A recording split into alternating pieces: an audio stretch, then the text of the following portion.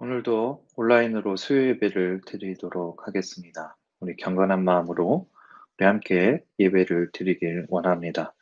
오늘 우리에게 주신 하나님의 말씀은 창세기 4장 1절에서 7절에 있는 말씀입니다. 제가 봉독해 드리겠습니다. 아담이 그의 아내 하와와 동침하매 하와가 임신하여 가인을 낳고 이르되 내가 여호와로 말미암아 등남하였다 하니라. 그가 또 가인의 아우 아벨을 낳았는데 아벨은 양치는 자였고 가인은 농사하는 자였더라. 세월이 지난 후에 가인은 땅의 소산으로 제물을 삼아 여호와께 드렸고 아벨은 자기도 양의 첫 새끼와 그 이름으로 드렸더니 여호와께서 아벨과 그의 제물은 받으셨으나 가인과 그의 제물은 받지 아니하신지라. 가인이 몹시 분하여 안색이 변하니 여호와께서 가인에게 이르시되 내가 분하여 함은 어찌 됨이며 안색이 변함은 어찌 됨이냐. 내가 선을 행하면 어찌 낯을 들지 못하겠느냐. 선을 행하지 아니하면 죄가 문에 엎드려 있느니라. 죄가 너를 원하나 너는 죄를 다스릴지니라. 아멘. 우리는 지난 시간까지 무엇에 대해서 함께 나누었냐면 하나님께서 천지를 창조하셨던 일, 그리고 사람을 만드셨고 그 사람을 에덴 동산 가운데 거하게 하셨던 일, 그 사람이 하나님의 말씀을 어기고 선악과를 따먹고 하나님 앞에 범죄하여 타락한 일에 대해서, 그로 인하여서 여자는 해산의 고통을, 남자는 수고하여야 땅의 소산을 먹을 수 있게 된 사실에 대해서 배웠고, 그리고 이제 에덴 동산을 떠난 아담과 하와가 땅을 경작하며 살아가야 된다라는 것에 대해서 함께 나누었습니다. 오늘 본문은요, 이런 아담과 하와 사이에 아이가 태어난 것으로 시작이 되고 있습니다. 에덴 동산에서 쫓겨난 아담과 하와가 이제 땅에 정착하고 땅을 경작하면서 살아가야 되는데 그들 가운데 바로 아이가 태어났습니다. 오늘 1절은 이렇게 기록되어 있습니다. 아담이 그의 아내 하와와 동침하매 하와가 임신하여 가인을 낳고 이르되 내가 여호와로 말미암아 등남하였다 하니라. 에덴 동산을 떠난 아담과 하와가 서로 동침하였고 서로 사랑을 나누었고 그 사랑의 결과로 아이가 생겼습니다. 이 아이가 생긴 것은 창세기 1장 28절에 말씀하고 있는 생육하고 번성하라라는 하나님의 말씀을 이루어 나가는 첫 시작이 되는 것과 같았습니다. 에덴 동산에서 나온 지 얼마의 시간이 흘렀는지 성경에서는 기록되어 있지는 않지만 아담과 하와가 서로 사랑을 나누었고 그 가운데 아이가 태어났습니다. 그리고 하와는 1절에 그 태어난 아이를 보고 다음과 같이 고백을 합니다. 내가 여호와로 말미암아 등남하였다. 이 고백에는요, 두 가지 의미가 담겨져 있습니다. 첫째는 내가 해산의 고통 가운데에서 하나님의 도움으로 아이를 낳았다라는 그런 하와의 고백의 내용이 담겨 있기도 하고요. 두 번째 의미는 무엇이냐면 등남하다에 사용한 카나라는 히브리어를 통해서 우리가 조금 유추를 해볼 수가 있습니다. 이 카나라는 히브리어는 어디에서 사용하냐면 보통은 창조하다라는 뜻으로 사용하였습니다. 하지만 오늘 본문에서 이 카나는요, 가인을 등남하고 그 가인을 얻었다라는 뜻으로 카나라는 히브리어를 사용하고 있습니다. 다시 말해서 어, 하와가 남자를 창조하였다라고 해석을 하는 경우도 있는데 오히려 이런 해석보다는 하와가 가인을 낳았을 때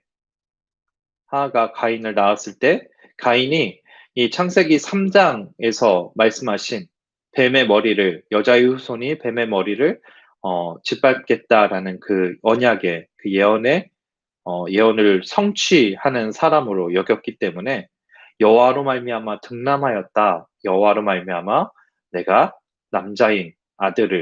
남자를 얻었다라는 하와의 고백이라고 생각하는 것이 더 좋은 해석으로 여겨집니다.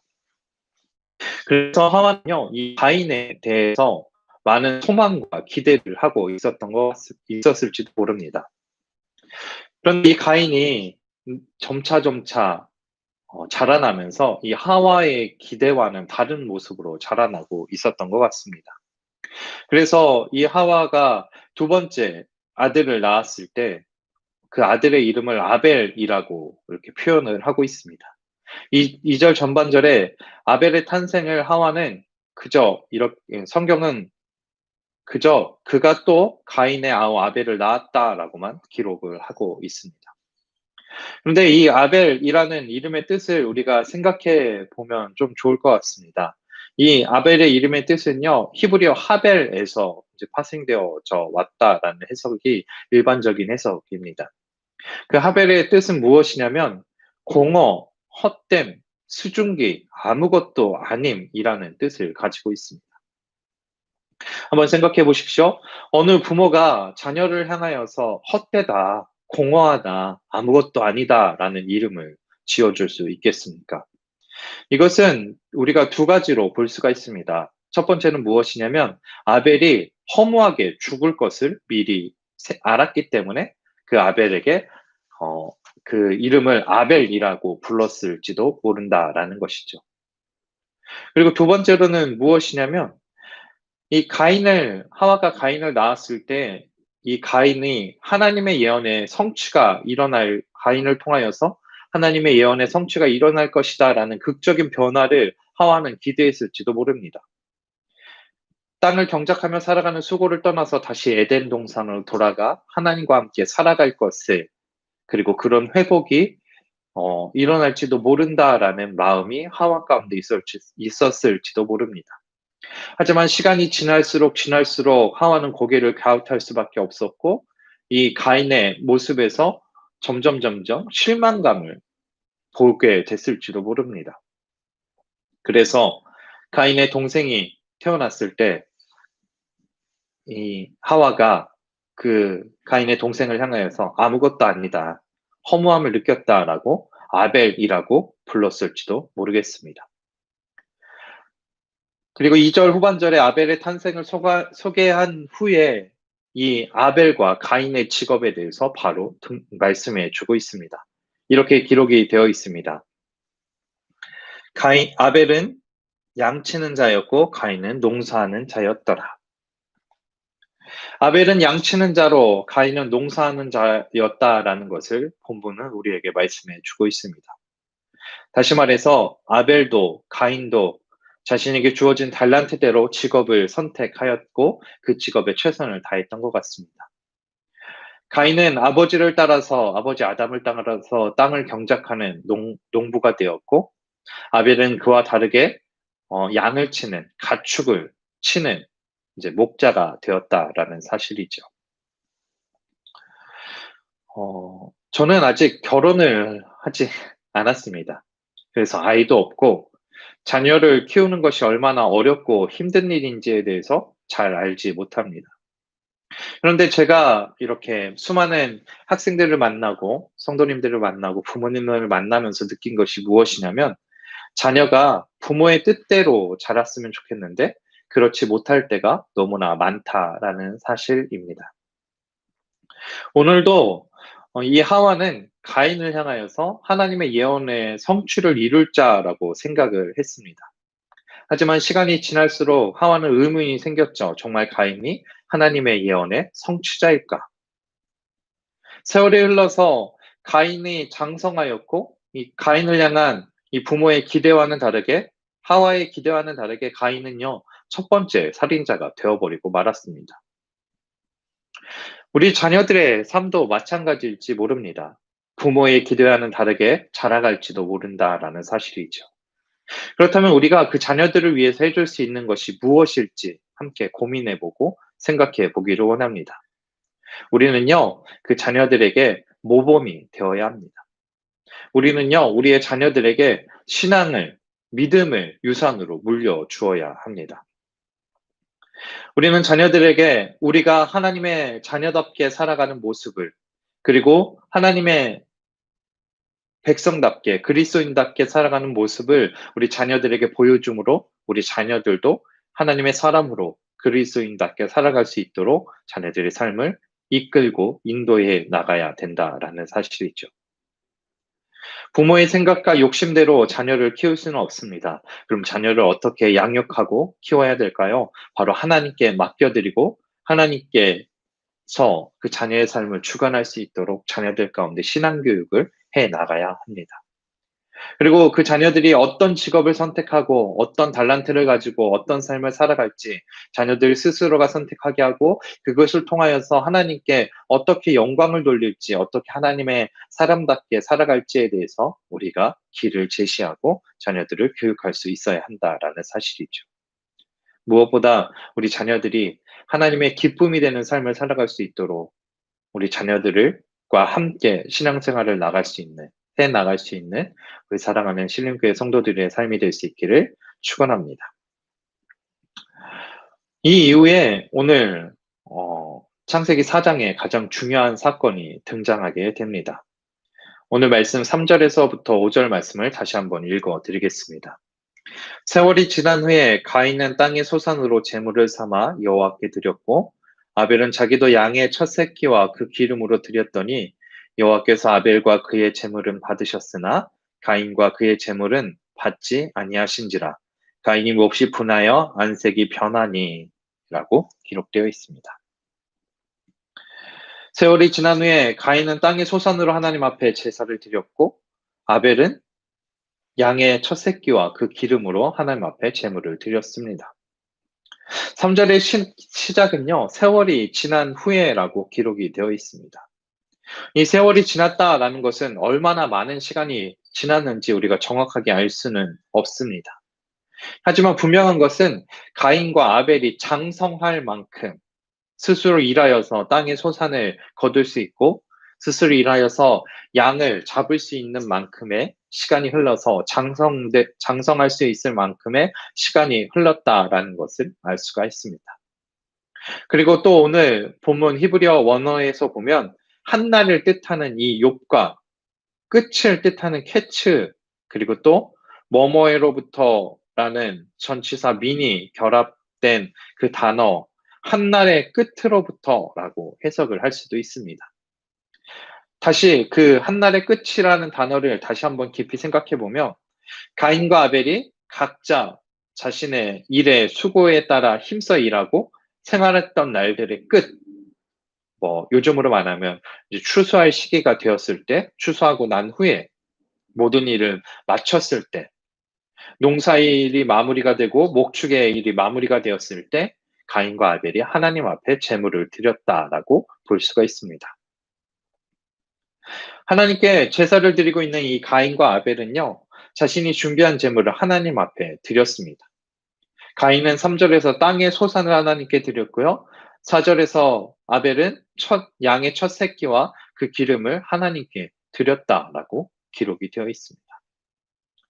문제는요, 이 이후에 등장하고 있습니다. 바로 4절 후반절과 5절에 이렇게 기록이 되어 있습니다. 여호와께서 아벨과 그의 제물은 받으셨으나 가인과 그의 제물은 받지 아니하신지라. 하나님께서 가인과 아벨의 제물을 받으셨는데 그 가운데 아벨의 제물만 받으셨고 가인의 제물은 받지 않았다라고 기록이 되어 있습니다. 왜 하나님께서 이 가인과 아벨의 제물을 구별하여 받으셨는지 우리는 정확하게 알 수가 없습니다. 그보다 먼저 왜 가인과 아벨이 오늘 제사를 드렸는지에 대해서도 정확하게 알 수가 없습니다. 근데 우리가 이 가운데 분명히 알 수 있는 것은 가인과 아벨의 제사가, 가인과 아벨의 예배가 달랐다라는 사실입니다. 이 부분에 대해서 많은 해석들이 있습니다. 전통적인 해석들은 이렇습니다. 첫 번째로는, 가인과 아벨이 하나님 앞에 제물을 드렸을 때 자연스럽게 자란 것을 드려야 되는데, 아벨은 경작된 것을 드렸고, 죄송합니다. 가인은 경작해서 얻은 소산물을 드렸고, 아벨은 자연스럽게 자란 희생제물을 드렸기 때문에 하나님께서 아벨의 제사만 받으셨다라는 해석이고요. 두 번째로는 가인의 열매는 첫 열매가 아니었고 아벨은 첫 새끼를 드렸기 때문에 아벨의 제사를 받으셨다라는 해석이고요. 세 번째는 하나님께서 농사를 인정하지 않으셨기 때문에 하나님께서는 농사보다 목축을 더 인정하셨기 때문에 아벨의 제사를 받았다라는 해석이고요. 네 번째로는 가인은 인색하여서 하나님께 온전한 제물을 드리지 못하였기 때문에 하나님께서 아벨의 제사만 받았다라는 것입니다. 마지막으로 아벨의 제사에는 피 흘림이 있었기에 하나님이 받으셨고, 가인의 제사에는 피 흘림이 없었기 때문에 하나님이 받지 않으셨다라고 말을 하는 해석도 있기도 합니다. 근데 우리가 분명히 알아야 될 사실은 무엇이냐면, 가인과 아벨의 제사에서 제물은 아무런 차이가 없다라는 사실입니다. 왜냐하면 모세가 모세 출애굽하고 제사에 대해서 하나님께서 말씀하셨을 때 그 제사 가운데 곡물을 드리는 소제도 있고요. 가축을 잡아 드리는 번제도 있었기 때문입니다. 그리고 3절과 4절에 등장하는 제물이라는 단어는 동일하게 민하라는 히브리어 단어를 사용하고 있습니다. 이거는 하나님께 드리는 선물, 하나님께 드리는 뇌물이라는 의미를 가지고 있습니다. 그렇기 때문에 이 두 제물 사이에는 분명한 구분이 없고 차이도 없습니다. 과일이나 채소나 곡식이 동물을 드리는 제물보다 우월하지도 열등하지도 않다라는 것이죠. 제사에 드리는 제물은요, 죄를 가리는 요소가 될 뿐입니다. 그래서 곡물을 드리는 소제건 가축을 드리는 번제건 아무런 차이가 없고 그 제물들이 우리의 죄를 가려준다라는 사실이 중요할 뿐이죠. 그렇다면 가인과 아벨의 예배의 가장 큰 점은 무엇일까요? 바로 자세이고 바로 예배를 드리는 예배자들에서 그 차이를 찾아볼 수가 있습니다. 히브리서 11장 4절 말씀에 이렇게 기록이 되어 있습니다. 믿음으로 아벨은 가인보다 더 나은 제사를 하나님께 드림으로 의로운 자라 하시는 증거를 얻었으니 하나님이 그 예물에 대하여 증언하심이라. 그가 죽었으나 그 믿음으로써 지금도 말하느니라 라고 말하고 있습니다. 아벨은 믿음으로 제사를 드렸습니다. 이것이 바로 가인과 아벨의 가장 큰 차이입니다. 가인과 아벨에 드렸던 이 예배의 가장 큰 차이는 아벨은 믿음으로 하나님 앞에 예배를 드렸다라는 사실이죠. 그럼 가인은 어떤 예배를 드렸을까요? 요한일서 3장 12절에 이렇게 기록하고 있습니다. 가인같이 하지 말라. 그는 악한 자에 속하여 그의 아우를 죽였으니 어떤 이유로 죽였느냐? 자기 행위는 악하고 그 아우의 행위는 의로움이라 라고 말하고 있습니다. 요한일서에서 요한 사도는 분명히 가인을 향하여서 그가 악하였다라고 말하고 있습니다. 어떤 이유로 아우를 죽였냐면 가인은 악하였기 때문에 아우를 죽였다라고 말하고 있는 것이죠. 다시 말해서 하나님 앞에 제물을 드리고 하나님 앞에 제사를 드리고 하나님 앞에 예배를 드렸을 때 아벨은 그 가운데 믿음으로 드렸지만 가인은 그 가운데 있었던 악을 해결하지 못하고 하나님 앞에 예배를 드렸다라는 사실이죠.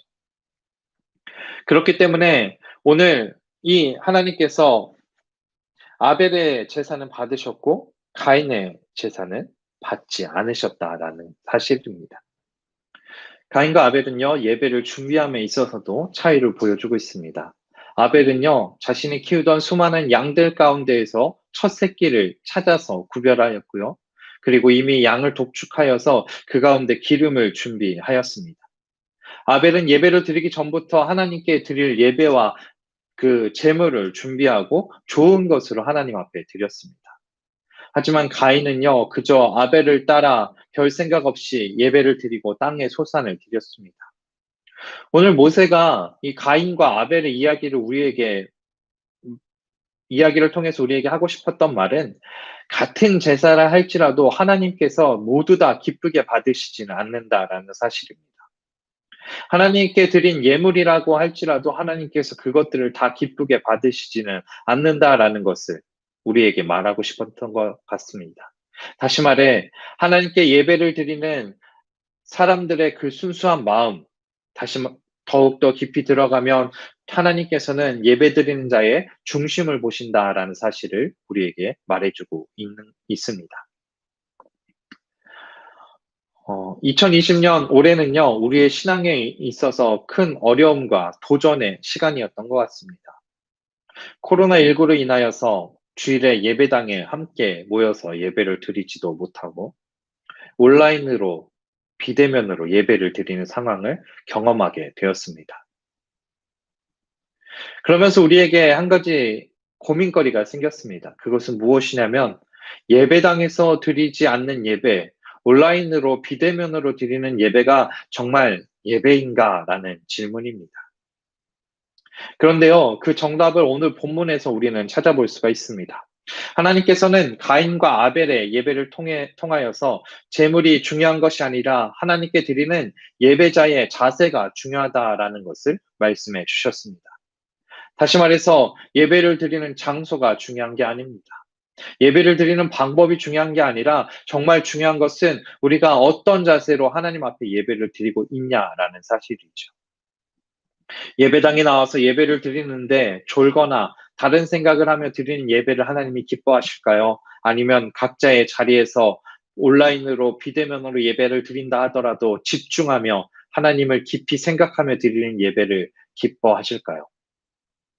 오늘 본문 4절과 5절에서 하나님께서 아벨의 제사를 받으시고 가인의 제사를 받지 않으셨다라고 말씀하고 있습니다. 그런데 하나님께서 제사를 받으시는 모습은 어느 곳에서도 어떤 모습으로 제사를 받으셨다라고 나타나 있지는 않습니다. 전통적인 해석은 하나님께서 불을 내려서 아벨의 제물은 불태워서 하나님 향기로 받으셨고 가인의 제물에는 아무런 변화가 없었다라는 것이 전통적인 해석입니다. 하지만 우리는요, 이 하나님이 어떤 모습으로 우리 제사를 받으셨는지에 대해서 우리는 깊이 생각해 볼 수가 있는데요. 바로 예배를 드린 후에, 제사를 드린 후에 우리의 삶이 변하였느냐, 변하지 않았느냐를 통하여서 하나님께서 우리의 제물을 받으셨느냐, 하나님께서 우리의 예배를 받으셨는지, 받지 않으셨는지 우리는 생각해 볼 수 있고 알아갈 수가 있습니다. 가인의 예배는요, 단지 보여주는 예배였습니다. 그래서 가인은요, 그 예배를 드림으로 변화가 그 삶에서 일어나지 않았습니다. 그 삶의 변화가 일어나지 않았다라는 것은 5절 후반절에 가인이 분하여 안색이 변했다라는 것에서 찾아볼 수가 있습니다. 이것은 오늘을 살아가는 우리들의 모습에서도 동일하게 적용해 볼 수가 있습니다. 하나님이 우리가 드리는 예배를 기쁘게 받으셨느냐, 받지 않으셨냐라는 것은 예배를 통하여서 우리의 삶이 변화되었느냐, 우리의 삶의 변화가 나타나기 시작하였느냐라는 것에서 찾아볼 수가 있습니다. 우리의 삶은요, 세상이 아니라 하나님을 바라보는 삶이 되어야 합니다. 우리의 삶은요, 세상과 동행하는 삶이 아니라 하나님과 동행하는 삶이 되어야 합니다. 그래서 우리가 우리의 삶의 자리에서 하나님 앞에 온전한 예배를 드림으로 우리의 삶이 변화되어서 하나님께서 기뻐하시는, 그리고 우리의 삶을 변화시키는 예배를 드릴 수 있는 저와 여러분이 될 수 있기를 간절히 축원합니다. 이런 준비되지 못한 신앙인의 모습은 5절 후반절에서도 이어져서 등장하고 있습니다. 5절 후반절에 이렇게 기록이 되어 있습니다. 가인이 몹시 분하여 안색이 변하였다라고 말하고 있습니다. 가인은요, 크나큰 오해를 하고 있었습니다. 그것은 무엇이냐면 내가 하나님 앞에 제물을 드리면 하나님이 그 제물을 받아주실 거야 라는 마음이 그 가운데 있었습니다. 그런데 하나님께서 제물을 받아주시지 않으시니까 이 가인은요, 왜 내 제물을 하나님이 받아주시지 않으셨을까? 라고 생각하면서 자신이 처한 상황을 개선하고 하나님 기뻐하시는 것이 무엇일까? 하나님이 받아주시는 제물과 예배는 무엇일까에 대해서 고민하고 찾아보아야 하였지만 가인은 그렇게 하지 못하고 오히려 분하여 얼굴색이 변하였다라고 기록이 되어 있습니다. 가인은 왜 화가 났을까요? 많은 사람들은 그 아벨에게 질투하였기 때문에 화가 났다라고 말하고 있습니다. 하지만 가인이 하나님 앞에 화를 낸 이유는 자신의 재물을 받아주시지 않았다라고 가인이 얼굴을 분하여서 안색이 변한 이유는 무엇일까요? 바로 당연히 하나님께서 나의 재물을 받아주실 것이다 라는 그런 교만한 마음이 그 가운데 있었기 때문입니다. 그렇기 때문에 자신의 제사를 받지 않으신 것에 대해서 오늘 가인은 분노하고 있는 것이죠. 하지만 우리가 기억해야 될 것은 사람이 하나님께 예배를 드린 것에 대한 어떠한 대가나 요구를 어떠한 대가도 요구할 수 없다라는 사실입니다. 그리고 이어지는 6절과 7절에서 하나님이 아벨에게 던지는 질문에서도 우리가 그것을 찾아볼 수가 있고 알 수가 있습니다. 6절과 7절에 화가 난 가인을 향하여서 하나님께서 이렇게 질문을 하고 있습니다. 내가 분하여 함은 어찌 됨이며 안색이 변함은 어찌 됨이냐. 하나님께서는 지금 가인에게 자신의 모습을 되돌아볼 수 있는 기회를 주고 있습니다. 왜 화가 났는지, 왜 분하고 있는지 그 답을 스스로 잘 생각해 보고 그 답을 스스로 생각해서 찾아보라라고 오늘 가인에게 말씀해 주고 있죠. 여러분은 화가 나거나 분노할 때 어떻게 하십니까? 다르게 말하면 여러분이 스트레스를 받을 때 여러분은 어떻게 하십니까? 많은 사람들은 스트레스를 풀거나 분을 사귈 때 술을 마시거나 노래를 부르거나 운동을 하거나 아니면 아무 생각 없이 잠을 자기도 하고 매운 것을 먹기도 합니다. 그러면 뭔가 마음속에 분노가 가라앉고 스트레스가 풀린다라고 이야기를 하는 것이죠. 하지만 오늘 본문에서 하나님께서는 우리들 가운데 그 분노를 가라앉히는 방법을 말씀해 주고 있습니다. 바로 7절에 선을 행하라라고 말하고 있습니다. 7절 전반절에 이렇게 기록되어 있습니다. 내가 선을 행하면 어찌 낯을 들지 못하겠느냐. 내가 선을 행하면 어찌 분노를 가라앉히지 못하겠느냐라고 말씀하고 있습니다. 분노를 가라앉히는 가장 좋은 방법은 선을 행하는 것입니다. 하나님께서 오늘 가인을 향하여서 분명하게 말씀하고 있는 것은 죄가 너를 원하고 있고 너가 계속해서 화를 내고 분노한다면 죄가 너를 넘어뜨릴 것이다 라는 것을 말하고 있습니다. 그게 7절 후반절에 기록이 되어 있습니다. 선을 행하지 아니하면 죄가 문에 엎드려 있느니라. 죄가 너를 원하나 너는 죄를 다스릴지니라 라고 말하면서 죄가 내가 분노하기만을, 내가 화내기만을, 내가 넘어지기만을 기다리고 있다. 그러나 너는 선을 행함으로 그 죄를 다스려야 한다라고 말씀하고 있습니다. 여기서 죄가 문 앞에 엎드려져 있다라고 말하고 있습니다. 이 죄가 엎드려 있다라는 말씀은 무엇일까요? 그것은 사자가 마치 사냥을 하기 위해서 풀숲에 웅크리고 있는 모습과 같다라는 것이죠. 저격수가 총을 쏘기 위해서 수많은 시간 동안 목표물이 나타나기를 기다리면서 위장하고 숨어 있는 것과 같다라는 것입니다. 그래서 죄가 기회가 됐을 때 그 웅크리고 있는 것에서 튀어나와서 사람을 넘어뜨리고 죄에 빠지게 만든다라는 사실이죠. 죄는 우리의 문 앞에 웅크리면서 우리가 죄를 짓기만을 기다리고 있습니다.